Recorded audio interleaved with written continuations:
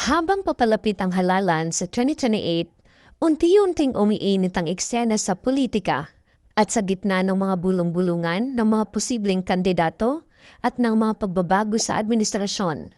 Isang pangalan ang patuloy na umuugong, Sara Duterte. Hindi maikakaila, mula nang manalo siya bilang vice-presidente noong 2022, naging sentro siya ng atensyon, kontrobersiya at paghanga. Para sa marami, si Sara Duterte ang tinuturing na woman to beat sa darating na halalan. Pero bakit nga ba? Una, may pangalan at impluensya. Ang apelyetong Duterte ay mabigat pa rin sa mundo ng politika. Ang ama niyang si dating Pangulong Rodrigo Duterte ay nananatiling popular sa maraming Pilipino lalo na sa Mindanao. Ang pangalan pa lamang ni Sara ay nagdadala ng otoridad, katatagan at alaala ng isang matapang na pamumuno. Mga katangiang hinahanap ng ilan sa panahon ng kawalang katiyakan. Pangalawa, may sariling identity si Sara Duterte. Hindi lamang siya anak ng dating Pangulo. Sa Davao City, napatunayan na niyang kaya niyang mamuno sa sarili niyang paraan. Mahigpit pero makatao. Disente pero matatag. Sa mga panahong tila nagkakawatak-watak ang mga alyansa sa pamahalaan, siya ang nananatiling simbolo ng disiplina at direksyon. Pangatlo, may matibay na basihan ng suporta.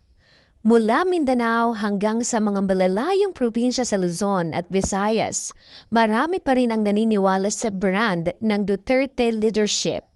Sa mga survey at social media, patuloy ang mataas na engagement tuwing nababanggit ang kanyang pangalan, isang palatandaan ng solidong grassroots support na mahirap tapatan.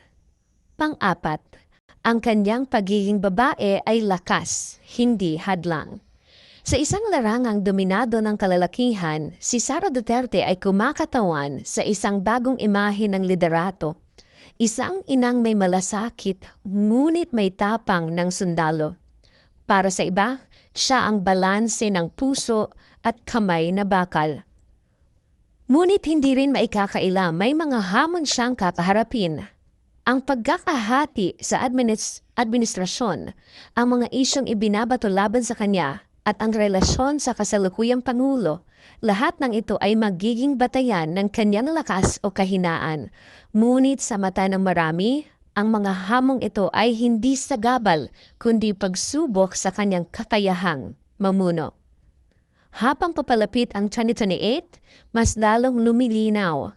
Sa larong pampolitika na puno ng ambisyon at estratehiya, si Sara Duterte ay hindi basta pangalan lamang. Siya ay simbolo ng paninindigan, ng pamana at ng posibilidad. Kaya't sa bawat komentaryo, sa bawat survey, at sa bawat bulungan sa lansangan, iisa ang tanong.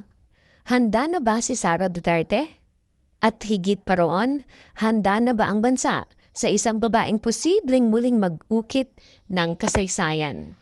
Ito ang kwento ni Sara Duterte, ang babaeng patuloy na hinahamon. Ngunit siya ring tila pinakamahirap talunin sa darating na 2028 presidential race. Sinabi ko na from the start, hindi dapat nag-impeachment. Itinuloy pa rin ni Speaker. Kasi si VP Sara naman talaga ang the woman to beat in 2028.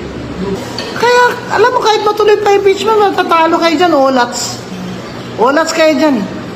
Kasi yung testimony ng auditor na yon,